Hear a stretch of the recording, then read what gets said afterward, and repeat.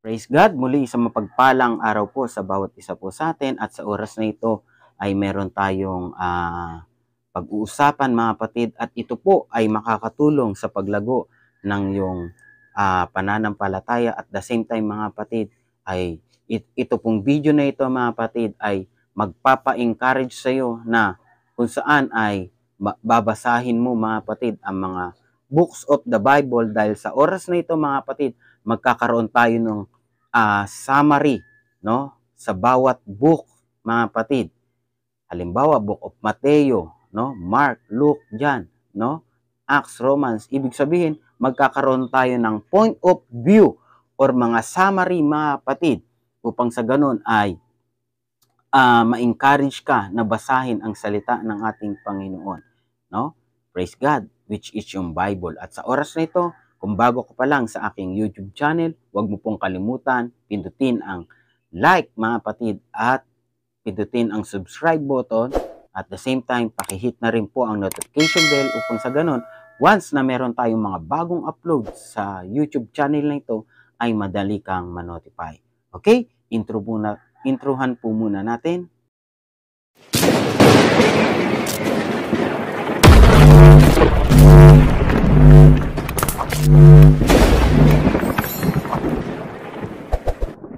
Praise God. At ito po mga kapatid, ang ating summary mga kapatid sa book ng Mateo.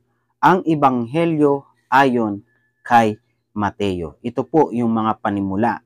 Ang Ebanghelyo ayon kay Mateo ay aklat ng karunungang Kristiyano kung saan si Jesus Christ na Panginoon ay inilarawan bilang tagatupad at katuparan ng kalooban ng Diyos na ipinahayag sa lumang tipan, no?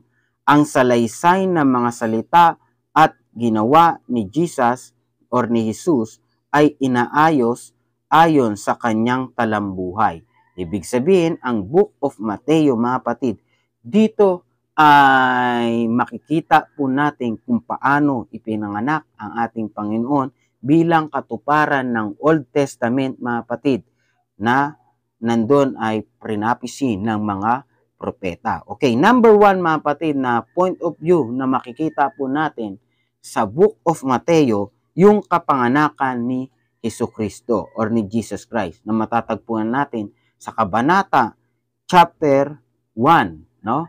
Hanggang chapter 2 mga kapatid, nandun po mga kapatid yung mga point of view kung paano isinilang ang ating Panginoon mga kapatid. And then, number 2 na point of view ng Mateo mga kapatid, ay ano po, mga ginawa ni Juan na tagabautismo. Makikita po natin na si John the Baptist sa Mateo mga kapatid, makikita natin kung ano po ang kanyang ginawa. Sa Mateo chapter 3, verse 1 hanggang 12, makita po natin. And then, number 3 mga kapatid, bautismo at pagtukso kay Jesus. Sa Book of Mateo, makikita rin po natin doon at mababasa kung paano binautismuhan si Jesus Christ at sino ba ang nagbautismo sa kanya at sino ang nagtukso kay Jesus Christ. Makikita po natin yan sa Mateo chapter 3 verse 13 and then Mateo chapter 4 verse 11. Okay, ano pa ang makikita po natin sa Book of Mateo? Ang turo at pangangaral ni Jesus sa Galilea, no? Dito rin po makikita po natin kung paano nagsimulang mag-ministry ang ating Panginoon at nangaral mga kapatid doon sa lugar ng Galilea at mababasa po natin yan sa Mateo chapter 4 verse 12 and then Mateo chapter 18 verse 35.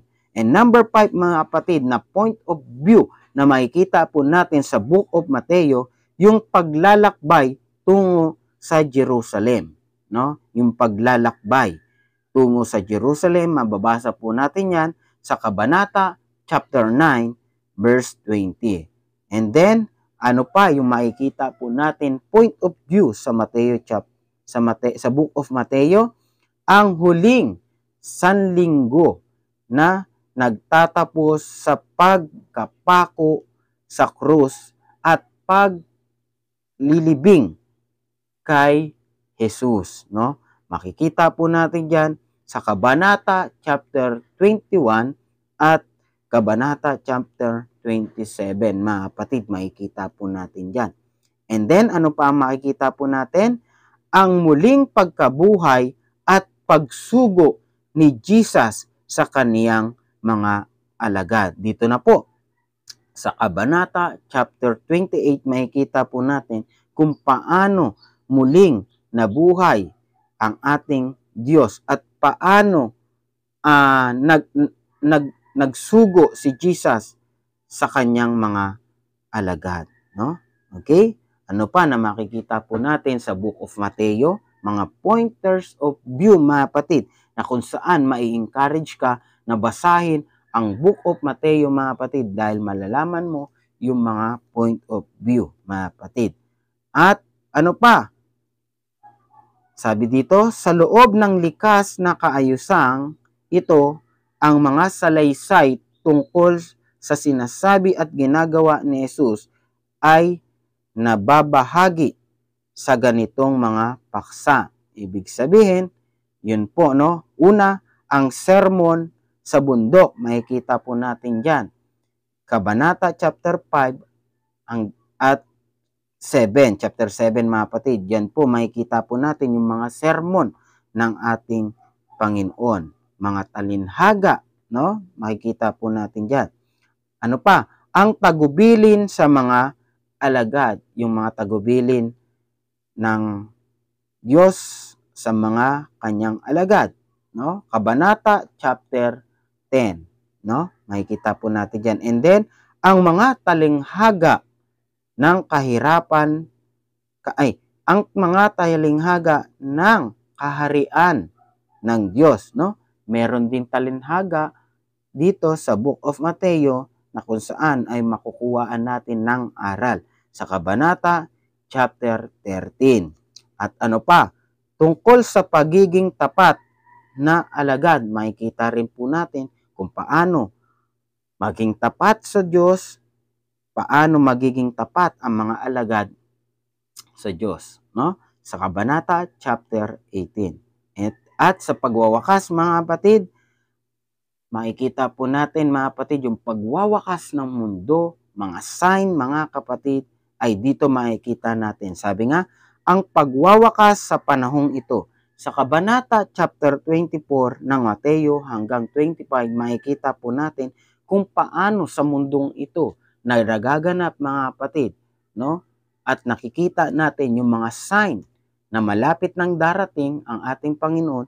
Dito, basahin mo po. Sa Book of Mateo, makikita po natin dyan na maraming mananampalataya na manghihina, maraming mananampalataya na tatalikod sa ating Panginoon, at maraming mga tao na magugutom. At sabi nga dyan, ang kaharian laban sa kaharian, no? Kingdom laban sa kingdom, mga kapatid, at magkakaroon ng matinding lindol at tagutom. At makikita po natin yung may mga pangyayari na sa kapanahunan natin ay nangyayari na. Kaya sa video na ito, mga kapatid, ay maiinganyo ka na basahin ang Book of Mateo dahil sa ating pointers of view, mga kapatid, na aking sinabi. At hindi pa dun, mga kapatid, marami pa tayong mababasa na maganda, mga kapatid, sa Book of Mateo na pwede po nating i-apply sa ating buhay. At makikita po natin yung kwento ni Jesus Christ sa Book of Mateo. I hope na ang video na ito ay makatulong sa iyo. At the same time, kung merong video na mag-pop up sa video na ito, mga kapatid, ay huwag kang mag-atubili na pindutin upang sa ganun ay manood ka uli at ma-encourage sa salita ng ating Panginoon. Muli, pagpalain ka ng ating Panginoon. God bless po.